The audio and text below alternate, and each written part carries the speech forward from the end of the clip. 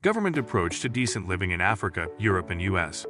The construction of new cities in developing countries often prioritizes the needs of the wealthy over those of the general population. For example, while the infrastructure in Eco-Atlantic City is marketed as exceptional, it is lacking in other new cities that were built in the past decades, such as Okokomeko, Lekki, Move, Ikorodu, Hajigunal, and EPE. Residents in these areas face difficulties due to poor road conditions and inadequate city planning, including a lack of proper drainage systems, which leads to flooding. The amenities and infrastructure that are considered special in Eco-Atlantic should be considered the basic standard for all cities in developing countries and should not be limited to only the wealthy.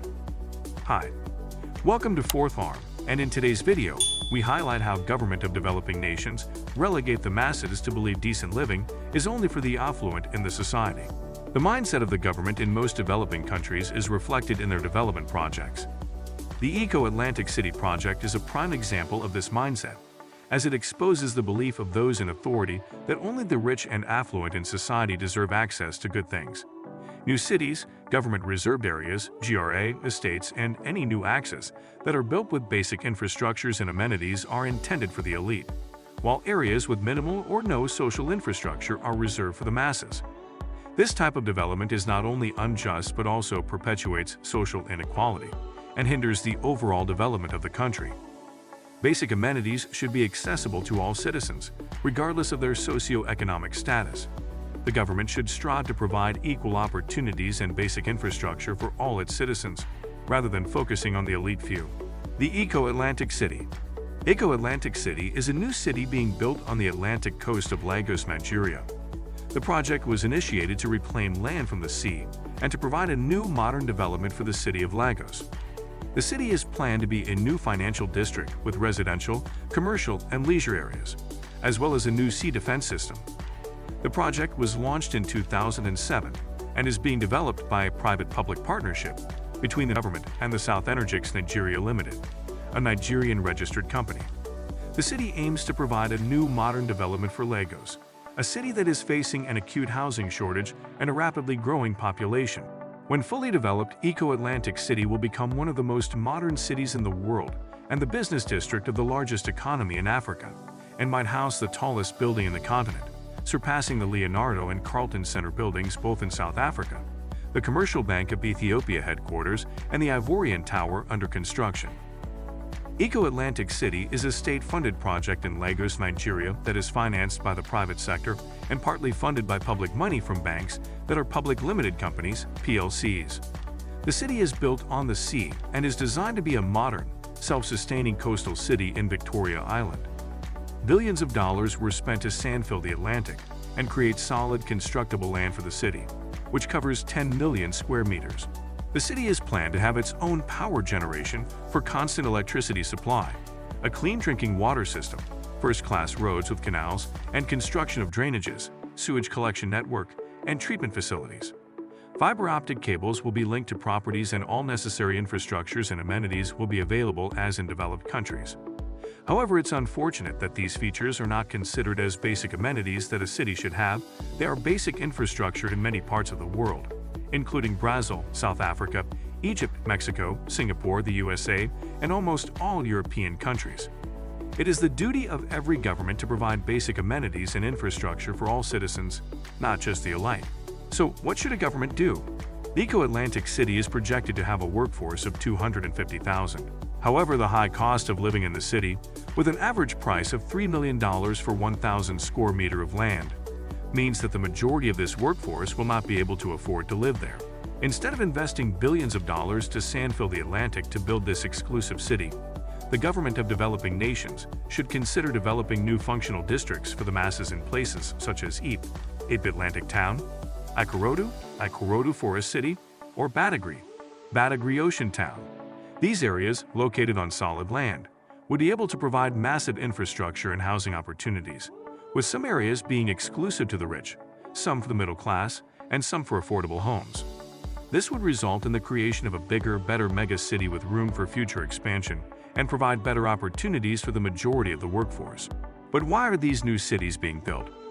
Building new towns and cities is a concept that aims to increase the supply of homes and business districts to match population growth, to decongest existing major cities and make the new cities self-sustainable, leading to job creation. Decentralization through the creation of new cities is a national interest and is favorable for economic growth. In England, the New Town Act, 1946, and the Town and Country Planning Act, 1947, enabled the creation of new town development corporations, whose responsibilities included the management, design, and development of new towns, providing a machinery for positive town construction. These acts resulted in a total of 27 new towns being constructed in Britain over the following half-century. Stevenage was the first new town to be designated in 1946, with other new cities such as Hemel Hempstead, Harlow, Hatfield, Basildon, and Milton Keynes, and of recent Canary Wharf. Other European countries such as France, Germany, Italy, and Sweden also had some successes with new towns, especially as part of post-war reconstruction efforts.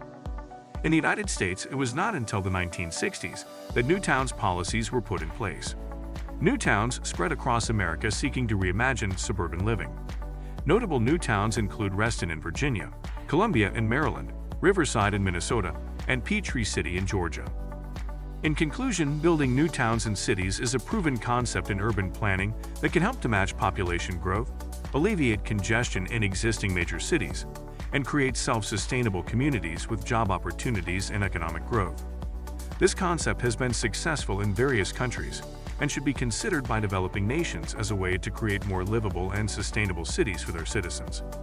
To achieve this, the government, through the Ministry of Works and Housing, should set up a commission to draft new town policies and ideas on how to decentralize congested cities and relocate some industries and companies across the newly created cities. Government regulations should also not allow for new cities to be built in already congested towns and cities, but rather in villages. Additionally, the government must provide basic infrastructure, such as electricity and road networks in the new towns before private developers begin construction. This will speed up the development of these areas and in turn bring revenue to the state through rates and levies. Despite Lagos being the economic capital of Africa and having a huge population of over 20 million people, a recent assessment ranked the city 172 out of 173 in terms of livability. The poor ranking is a result of inadequate planning that took place in the past decades. The lack of planning has led to problems such as overpopulation, inadequate infrastructure, and poor living conditions, all of which contribute to a low livability score for the city. Establishing a technical training hub for artisans to create jobs.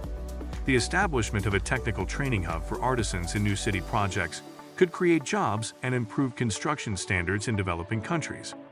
This could include certification courses for workers in construction, as well as basic health and safety awareness training and identifying hazards and performing risk assessments. The hub could also assess the quality of professionalism of each artisan before they are allowed to work on the project, such as bricklayers, carpenters, plumbers, electricians, tilers, and roofers. The hub could also require an entry permit course with a zero-tolerance policy for work ethics violations.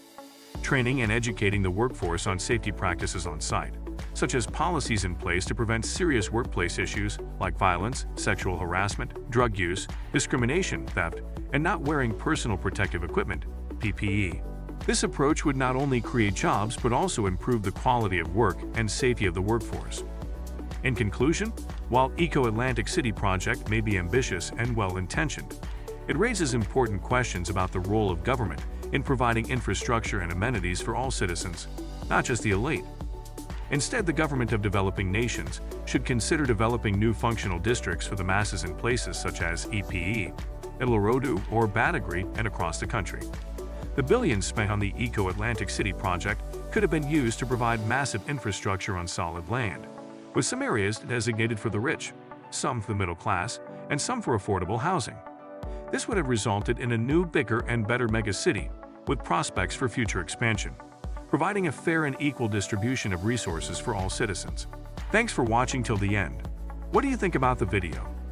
Let us know in the comments, and don't forget to subscribe.